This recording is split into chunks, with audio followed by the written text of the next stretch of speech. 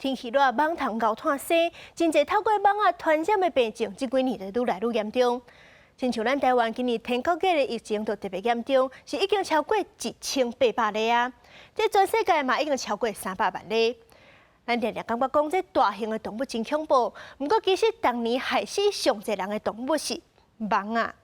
这蠓仔除了引起天狗节，这马拉利亚嘛号做罕疾病，当年是造成超过10万人死亡。今年美洲10个月，美国就让20年，佮出现这马拉利亚本土病例。另外，去公病的部分，咱台湾今年嘛已经有6例啊，去年是才1例尔，所以讲这是有较严重的病势。今日公司台记台小军时代专题，就要带大家来看这高温带来的病虫害危机。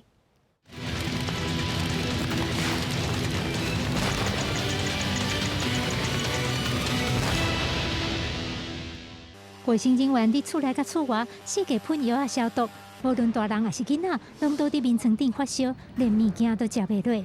南美洲的普鲁今年6月爆发当地有史以来上界严重的天狗节疫情，超过13万人感染，至少200个人死亡。上主要的原因就是性因现象、气候暖化，造成蠓虫大量生产。WHO is preparing for the very high probability that 2023 and 2024 will be marked by an El Nino event. The effects of climate change are also fueling mosquito breeding and the spread of this disease.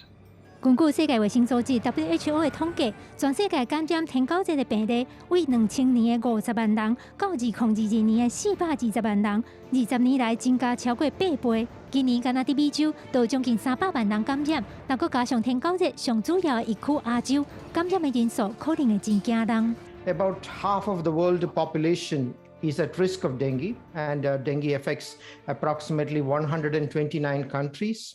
天狗节伫世界真侪国家拢造成威胁，台湾当年的热天嘛拢会有天狗节的疫情，今年的疫情看起来是搁较严重。为这张图的数字就看得出来，甲顶一摆发生性因现象的2019年比起来，台湾今年到目前为止，天狗节的病例明显是增加非常多。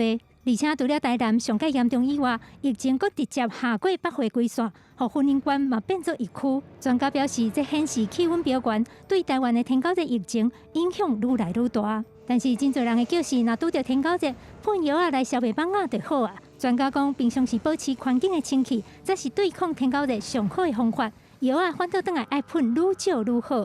普通时咱莫定定去喷药啊。恁知影讲，你定定去喷药啊，拢无去清迄垃圾。你敢喷药啊？这蠓虫就有抗药性。